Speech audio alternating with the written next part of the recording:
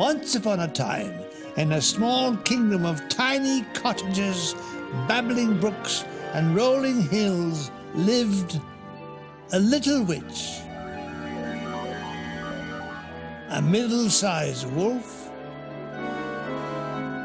an absolutely enormous giant. His awesome footsteps echoed like thunder throughout the land.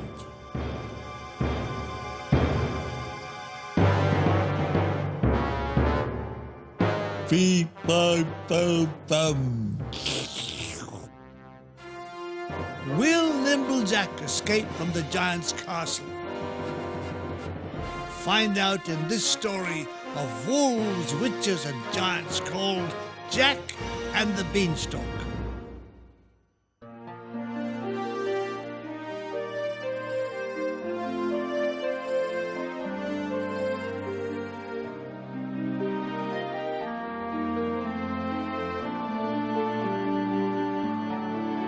Once upon a time, a poor widow lived with her idle son Jack in a tiny cottage. Their one possession of any value was their cow, Daisy, who was beginning to look her age. Consequently, the amount of milk that young Jack took to market each day grew less and less. "Hardly enough milk for me cup of tea. You'd better take Daisy to the market," she said.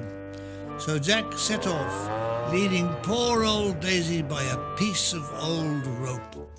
On the way to market, they met a strange little man who asked Jack what he was doing.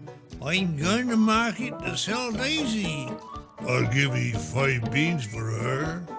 5 rotten beans for 1 rotten cow," said Jack angrily. "Arr, but em ain't ordinary beans. Em's magic beans. If you plant the beans overnight time, by morning em's reaching up to the sky." "Right up to the sky?" inquired Twit Jack. 2 seconds later, Jack was clutching his 5 beans, and a pretty disgruntled cow was being led away, marvelling at the value of things these days. When Jack reached home, his mother asked him how much he'd got for Daisy. "I got 5 magic beans." "5 magic beans, you stupid scatterbrained twit!" She took Jack by the collar and sent him to bed without any supper, and threw the beans out of the window. Early next morning, Jack awoke, but there was something strange about his room. The sun didn't seem to shine through the window. Jack rushed downstairs and, to his delight, saw that the 5 magic beans had indeed grown into a huge plant stretching up to the clouds above. "I'm going to climb right to the top and see where it leads to."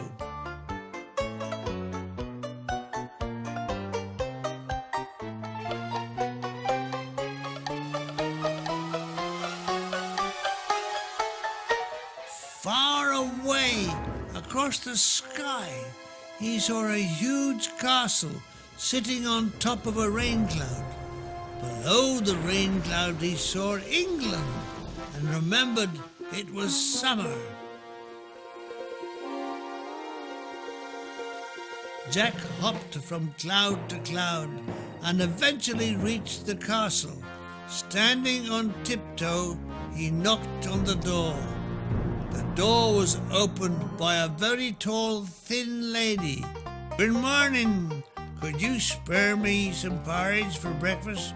You see, I didn't really have..." "Breakfast?"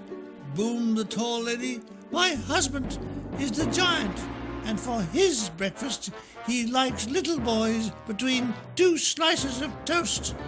However, she took pity on Jack. She was quite kind, really, apart from eating people, so gave him a steaming bowl of porridge. But hardly had Jack taken a spoonful when a fearful rumbling shook the castle. "Quick! The giant is coming, and I must hide you somewhere, or he'll eat you all up." She bundled Jack into an oven, and Jack peered through the grill just as the giant entered the kitchen. Get my breakfast, woman," he said.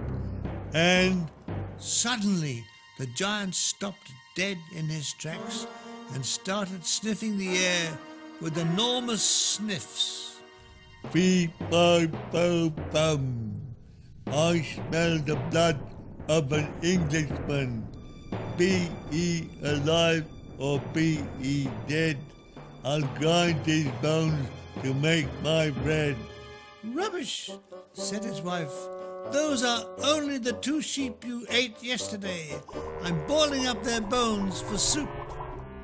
The giant seemed satisfied, and after breakfast, in true giant fashion, decided to count up his money. 1, 2. And that was it. Bored with counting his money, the giant started to feel sleepy.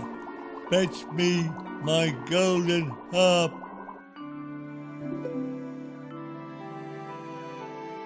"Play," demanded the giant, and play it did, a magical lullaby. "Now get my magic hen." "Lay," he shouted, and lay she did. A wonderful golden egg, then another, then another. Quite bored with his wealth, the giant was soon asleep, and as his wife tippy-toed out, Jack quietly pushed open the oven door. Very softly he approached the table and grabbed the chicken round the neck and dashed towards the door. The screeching chicken woke up the giant. "Go, fee, fi, fo, fum. I definitely smell the blood of an Englishman and a chicken." Jack ran for all he was worth, which was only a half-strangled chicken at the moment. Close behind him came the giant. "Fetch an axe!" yelled Jack to his mother as he came within sight of the bottom of the beanstalk. Jack's mother grabbed an axe. "Not yet, you old fool!" shouted Jack disrespectfully as he slid the final few meters to the ground. "No, you can chop," said Jack, and chop she did, until at last the stalk gave away, and with a fearful howl, the giant came crashing to earth, narrowly avoiding a cottage owned by a simpleton called Jack and his mother. Legend has it that the giant fell through the massive crater and came out the other side of the world. Fee, fi, fo, fum. I smell the blood of Australian. Meanwhile, Jack and his mother waited in vain for the magic hen to lay its first golden egg. It never laid a single one and was in the pot by Sunday, and Jack with his mother continued to live in reduced circumstances for the rest of their lives. You'll be hearing from my solicitor. There's more wolves and more witches and more giants here next.